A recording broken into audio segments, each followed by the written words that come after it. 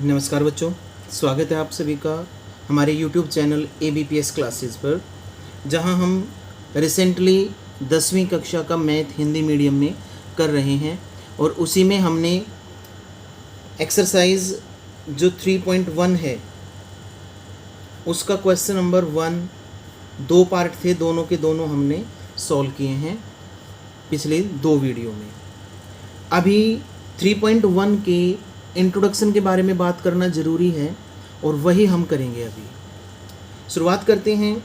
जो हमारे पास रैखिक समीकरण है, रैखिक समीकरण दो चरों वाला रैखिक समीकरण, ये क्या होता है? जो मानक रूप होता है रैखिक समीकरण दो चरों में ax plus by plus c बराबर है 0 होता है। इस समीकरण की घात कितनी है? 1 है। सबसे अधिक घात जो है पूरे समीकरण में वो 1 है, इसलिए वही पूरे समीकरण की घात है। और इसी वजह से समीकरण की घात 1 है, इसी वजह से इसको रैखिक समीकरण बोलते हैं। ठीक है। इसमें 2 चर हैं, एक y है और एक x है। a b c हैं जो ये गुणांक कहलाते हैं। ये कोई भी कांस्टेंट टर्म होती है। a b c real numbers होते हैं, वास्तविक संख्याएं होती हैं। कुछ भी इनकी जगह कोई भी वास्तविक संख्या हो सकती है, जैसे प्लस में, माइनस में, रूट में, डेसिमल में, अपॉन में, कुछ भी हो सकता है a b c की जगह। x और y क्या है? इसमें चर राशि हैं, चर पद हैं, जिनकी वैल्यू हमें नहीं पता होती। अभी पहले सवाल में हमने जो रैखिक समीकरणों के ग्राफ खींचे हैं, पहले और दूसरे भाग में सवाल नंबर 1 के, उसमें दोनों ग्राफ जैसे मेरे पास हैं अभी, वो जो दोनों ग्राफ आए हैं वो दोनों के दोनों ये आपके सामने हैं। एक तो ये है, ये दूसरा भाग है। इसमें एक समीकरण का ग्राफ ये रेखा आई थी और दूसरी समीकरण का ग्राफ ये वाली रेखा। ऐसे ही पहले वाले सवाल में भी दोनों समीकरणों के ग्राफ, एक सीधी रेखा एक समीकरण का ग्राफ थी, दूसरी समीकरण का ग्राफ भी एक सीधी रेखा थी। मतलब क्या है मेरा कहने का, कि इस टाइप की कोई भी जो समीकरण होती है उसका जब हम आलेख खींचते हैं, ग्राफ जब खींचते हैं, तो वो हमेशा क्या आता है? एक सरल रेखा, एक सीधी रेखा आती है। इनका जो आलेख होता है इस टाइप की समीकरणों का, वो क्या होता है? एक सीधी रेखा होती है। समीकरणों को रैखिक बोलने के 2 कारण हैं। एक तो इनकी घात क्या है? 1 है। और दूसरा, इनका जब भी इस टाइप की किसी भी समीकरण का 1 हो या 1 से ज़्यादा हो, जब हम आलेख खींचते हैं तो उनका आलेख जो आता है वो सीधी रेखा आता है, इसलिए भी इनको रैखिक बोलते हैं। सरल रेखीय ग्राफ आता है, इसलिए भी इनको रैखिक बोलते हैं। ठीक है। अब हमें जो पढ़ना है वो समीकरण युग्म पढ़ना है। क्या पढ़ना है? समीकरण युग्म। युग्म मतलब पेयर। युग्म का मतलब पेयर, मतलब जोड़ा। मतलब एक साथ हमारे पास 2 समीकरणें होंगी। उनमें से एक समीकरण हम मान लेते हैं a1x plus b1y plus c1 बराबर 0, और दूसरी समीकरण a2x प्लस b2y और प्लस c2 ये बराबर 0 मान लेते हैं। ये 2 समीकरण हैं। जब हम इन दोनों समीकरणों के आलेख एक ही ग्राफ पेपर पे खींचेंगे तो 2 रेखाएं आएंगी। अब वे 2 रेखाएं कैसी कैसी हो सकती हैं कि भाई, या तो वे दोनों रेखाएं ऐसे हो सकती हैं। अगर हमें वैसे भी कहा जाए कि भाई 2 रेखाएं खींच के लाओ, तो उसमें ज़रूरी थोड़ी है कि सभी एक ही टाइप, एक ही सिचुएशन में रेखाएं खींच के लाएंगे। दूसरा है, ये कंडीशन भी हो सकती है। और तीसरी एक कंडीशन और है कि एक रेखा ये खींच दी हमने और दूसरी रेखा इसी के ऊपर, दोनों रेखाएं एक ही जगह पर हैं। ठीक है। ये जो परिस्थिति है, ये जो सिचुएशन है, ये दोनों रेखाएं यहाँ पे क्या हैं? समांतर रेखाएं हैं। ये दोनों क्या हैं? प्रतिच्छेदी रेखाएं हैं, एक दूसरे को प्रतिच्छेद कर रही हैं, ये तो प्रतिच्छेदी रेखाएं हैं। और जो रेखाएं एक ही जगह पर होती हैं वे क्या हो जाएंगी, समपाती रेखाएं।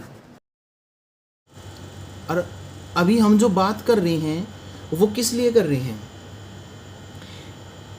कोई भी समीकरण युग्म, जैसे कि पहली समीकरण दूसरी समीकरण, या पहले सवाल के दोनों भाग में जो दो दो समीकरण बनी थी उनके हमने जो ग्राफ प्लॉट किए थे, तो जो दो रेखाएं आई थी हमारे पास, जो कि अभी हमें उसने दिखाया भी था हमें, ये जो दो रेखाएं आई हैं ये एक दूसरे को काट रही हैं, एक दूसरे को ये एक बिंदु पे प्रतिच्छेद कर रही हैं, ये मतलब प्रतिच्छेदी रेखाएं हैं। ये हमें कब पता लगा, जब हमने इन रेखाओं को खींच लिया, इनका जो समीकरण थी इनके रिस्पेक्टिव उनका ग्राफ हमने जब प्लॉट कर लिया तो हमें पता लगा कि ये जो रेखाएं हैं ये प्रतिच्छेदी रेखाएं हैं। अभी हमें एक बात वो ऐसी बताएगा, ऐसे याद रखने के लिए एक बात बताएगा मेरे को, जिसमें हम बिना ग्राफ प्लॉट किए, बिना आलेख बनाए ही हम ये पता कर सकते हैं कि दी गई समीकरण युग्म की जो आलेख आएंगे वो प्रतिच्छेदी रेखाएं होंगे, समांतर रेखाएं होंगे या समपाती रेखाएं होंगे। ठीक है, कैसे वो देखिए, मान लेते हैं हमारे पास दो समीकरण युग्म ये हैं a1x plus b1y plus c1 बराबर में 0, और दूसरा समीकरण युग्म a2x plus b2y plus c2 बराबर में 0।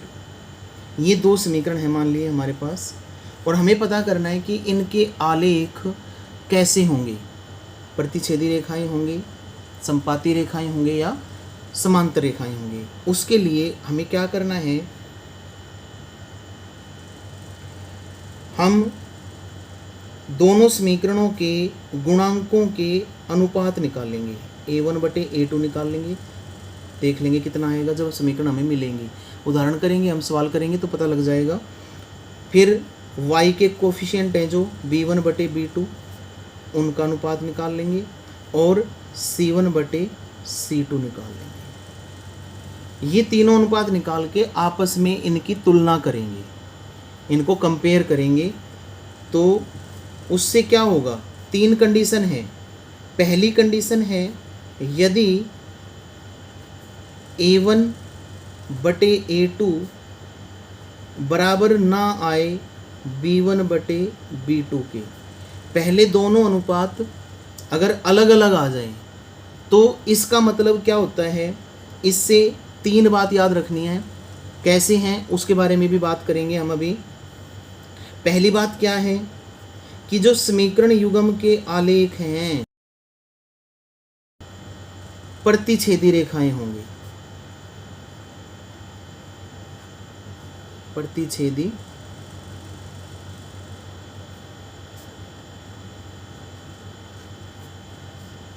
दूसरा, जिन समीकरणों के आलेख प्रतिच्छेदी रेखाएं होते हैं उन समीकरणों का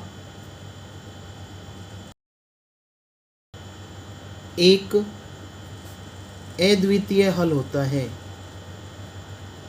अद्वितीय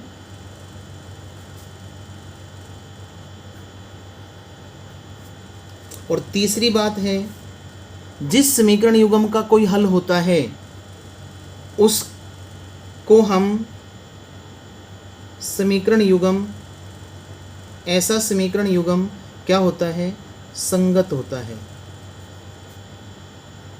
ऐसा समीकरण युग्म क्या होता है, संगत होता है। दूसरी कंडीशन है यदि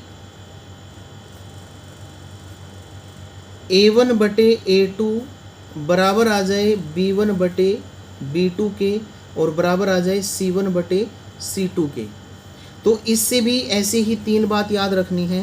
कौन सी है, पहली बात तो कि समीकरण युग्म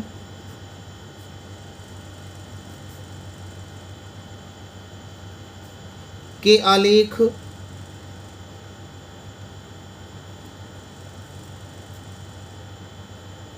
समपाती रेखाएं होंगे।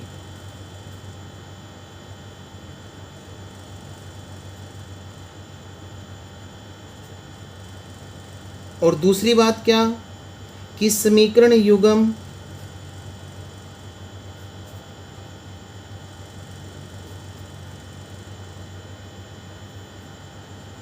के अनंत हल होंगे।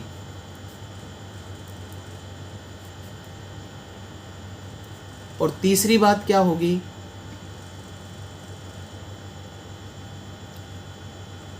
समीकरण युग्म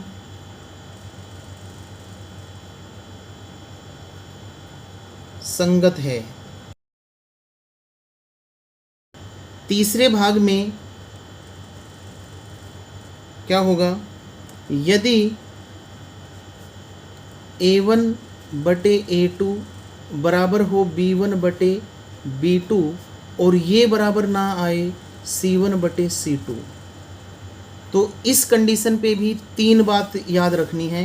पहली बात है कि जो आलेख होगा, आलेख समीकरण युग्म का आलेख समांतर रेखाएं आएंगी, समांतर रेखाएं हैं। और दूसरी बात, समीकरण युग्म का कोई हल नहीं है। समीकरण युग्म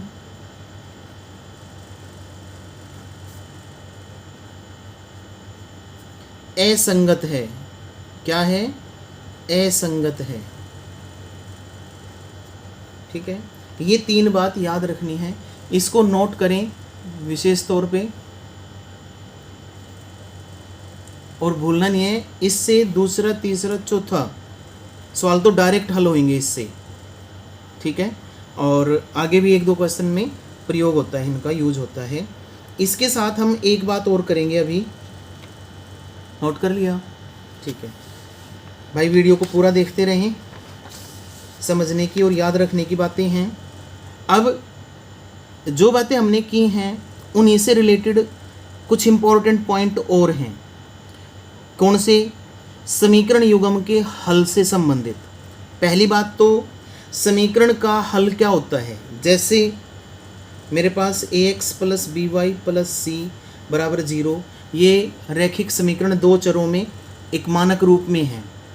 इसमें अगर इस समीकरण के हल की बात करूं मैं, तो इसका मतलब क्या होता है, इस समीकरण के लिए x और y की कोई वैल्यूज़ जो इस समीकरण में रखने से दोनों पक्ष बराबर आ जाएं, वो समीकरण का एक हल होगा। मतलब समीकरण के अंदर जितने भी चर पद हैं, वेरिएबल्स हैं, उनकी वैल्यू का एक सेट जो होगा, जो पूरी समीकरण को सेटिस्फाई करेगा, वो उस समीकरण का एक हल होगा।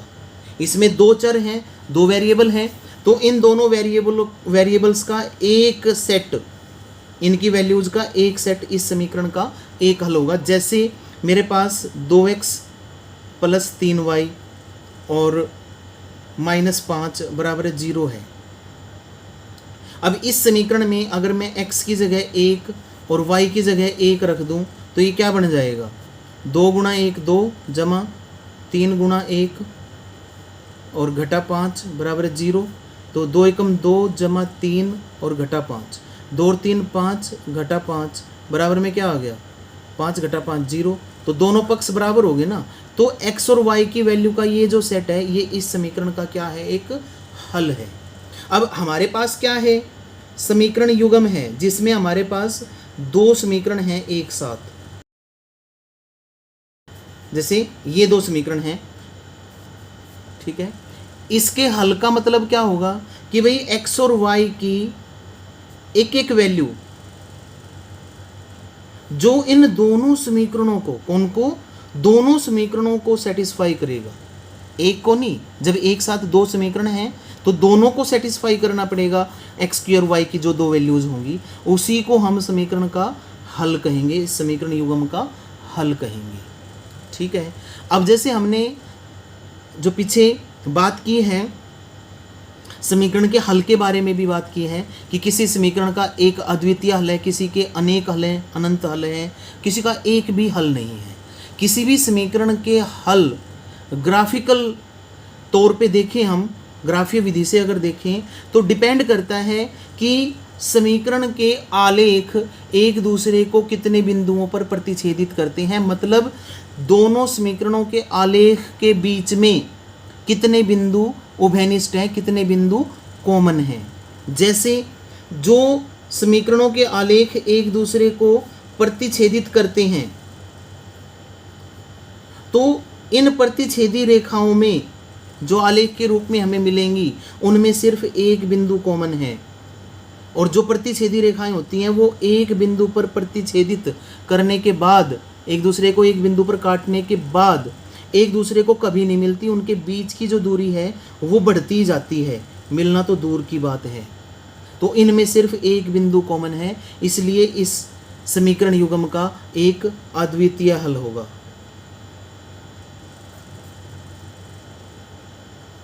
ठीक है। दूसरा केस क्या था कि अगर आलेख संपाती रेखाएं आ जाएं, दोनों समीकरणों के आलेख एक ही जगह पर आ जाएं, तो उसमें क्या हो जाएगा, दोनों समीकरणों के आलेख एक ही रेखा है और संपाती रेखाएं हैं, मतलब एक ही जगह पर दो रेखाएं हैं, तो उनमें है ना सभी बिंदु उभयनिष्ठ हैं, और एक रेखा पर अनंत हल, अनंत बिंदु होते हैं। तो दोनों रेखाएं जब एक ही हैं तो उनमें अनंत बिंदु, हर एक बिंदु क्या हो गया, उभयनिष्ठ हो गया। इसी वजह से उसके क्या हैं, अनंत हल हैं। बात समझ पा रहे हो? ठीक है।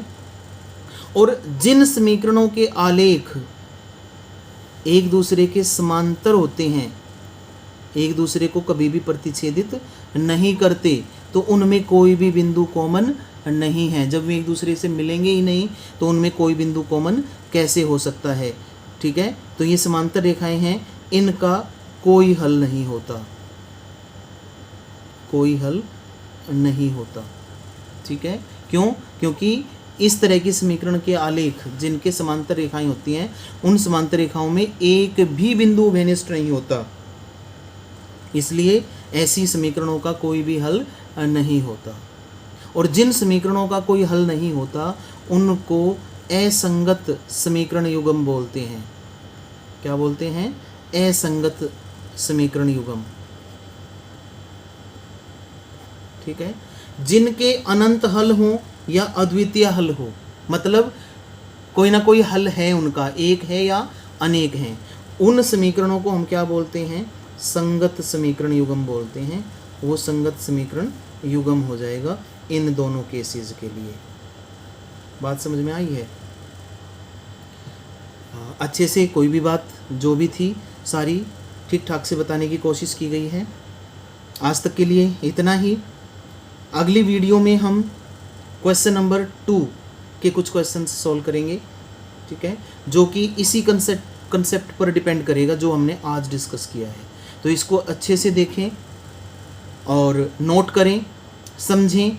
और इसमें जो 3 बात बताई गई हैं, कौन सी 3 बात? जो अभी हमने डिस्कस की थी, ये जो 3 बात बताई गई हैं, इन तीनों को याद करना है। कुछ चीज़ें याद करने की भी होती हैं, समझनी है और उसके बाद याद करनी है। ये पहली कंडीशन, उस पर ये 3 बातें लिख रखी है, तीनों याद करनी है।